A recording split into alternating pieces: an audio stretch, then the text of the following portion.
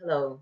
I know that learning about causes and impacts of climate change can be sometimes overwhelming, but the good news is that there are many solutions for climate change. And so today we will discuss human vulnerability to impacts of climate change, resilience to climate change impacts, and we'll talk about solutions that fall into two large groups: climate change mitigation strategies and climate change adaptation strategies. We all are vulnerable to various impacts of climate change, as you know already, but people are vulnerable to different degrees depending on their geography and personal circumstances and socioeconomic situation. Vulnerability to climate change can be defined as the degree to which systems are susceptible to and unable to cope with adverse impacts of climate change, including climate variability and extremes. And you know very well that in the past years, as the number of climate extremes has been increasing, many parts of the world are becoming overwhelmingly vulnerable to those impacts, such as flooding and sea level rise and wildfires and heat waves and so on. The more recent definition by the IPCC, the Intergovernmental Panel on Climate Change, for vulnerability also specifies that vulnerability is the propensity or predisposition to be adversely affected. So why we are predisposed to be adversely affected by climate change to different degrees depending on who we are and where we live. Well, human vulnerability to impact of climate change would be best understood as a composite variable, which is a combination of our exposure, sensitivity, and adaptive capacity to various impacts of climate change. Let's think about any specific impact of climate change, such as, for example, flooding. Well, depending on where you are situated, with regard to elevation or terrain slope or soils in the area where you live, or distance from the coast, or distance from the floodplain, or wind speed, would significantly determine how vulnerable you are to this particular event. But even if you have the same exposure, even if you are located within the same area and have the same exposure to flooding, your sensitivity can largely depend on what is your age, gender, health, wellness, fitness, mobility, occupation, lifestyle, and so on. And even within these parameters, if we assume that everybody had the same sensitivity, our capacity to cope with negative impacts of climate change and adapt to these impacts would also largely be determined by things such as access to information, access to transformation, our education level, our ability to have insurance, our ability to pay certain services, to have financial resources, our ability to plan and have access to evacuation plan in our community.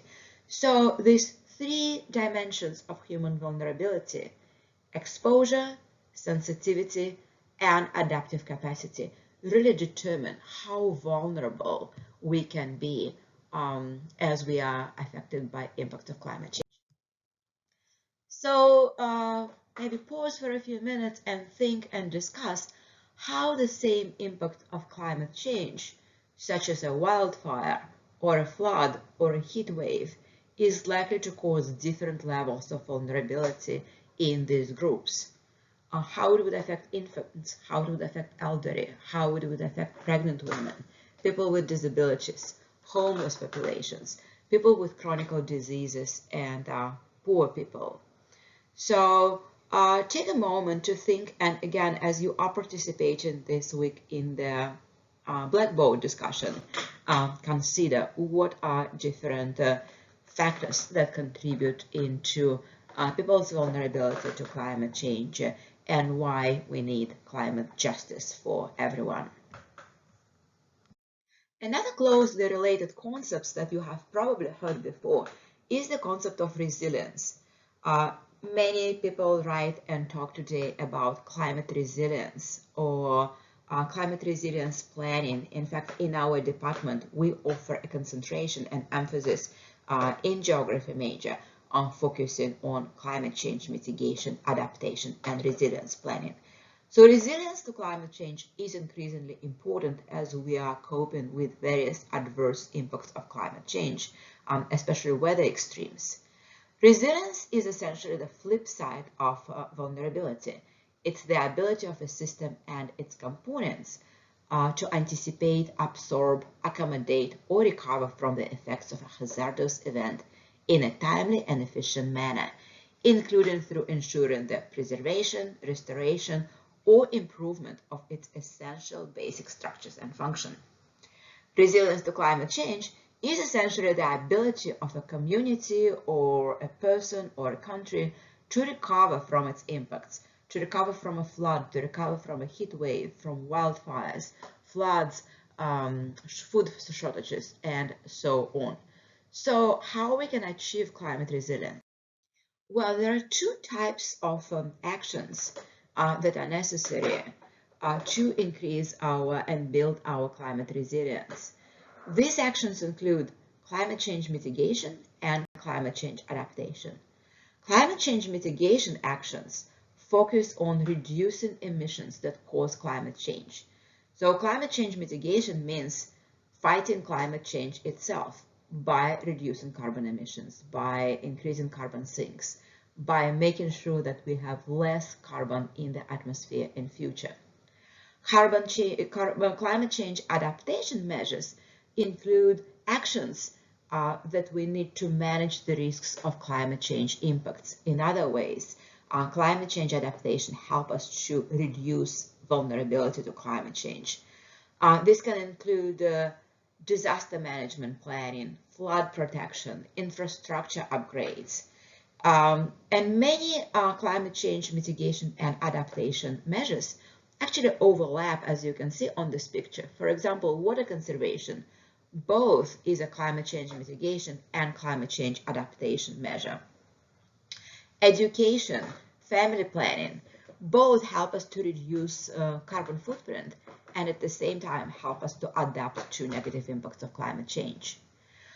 Investing in the local renewable energy or local food systems or planting urban forests also both helps us to reduce our carbon emissions and at the same time create infrastructure that will protect us from the negative impacts of climate change. So those are two important definitions that you need to know. Climate change mitigation can be defined as the prevention of the effects of climate change through the reduction of greenhouse gases and also increasing the net terrestrial and ocean sinks of carbon. So reducing the emissions of carbon dioxide, methane, CFCs, and other greenhouse gases, and at the same time building our carbon sinks through urban forests, through increasing the amount of terrestrial vegetation, through improving ocean carbon sinks, through benefits of regenerative agriculture, and so on. Think about your own examples of climate change mitigation and don't forget to participate in the Blackboard discussion this week and share your thoughts about mitigation. Another important definition that we need to know this week is the definition of climate change adaptation. Adaptation to climate change impacts is an adjustment in ecological, social, and economic system in response to actual or expected climate stimuli, their effects or impacts. In other words, when we want to reduce our vulnerability to a specific impact of climate change, such as, for example, sea level rise, or flooding, or wildfire, those are the actions that we need to put in place. These actions can be legislative, that can come in the form of various policies, they can come in the form of engineering structures, they can come in the form of green infrastructure and nature-based solution. There is a variety of different climate change adaptation strategies that are specific for specific impacts of climate change. So think about your own examples of climate change adaptations, and again, consider sharing them in the Blackboard discussion this week. The technology and science of climate solutions is already there. All we need is a political will to use them. Globally, wind energy could supply worldwide electricity consumption 40 times over. So even if we didn't use fossil fuels at all and used only wind energy, we would have more than enough energy for the entire world.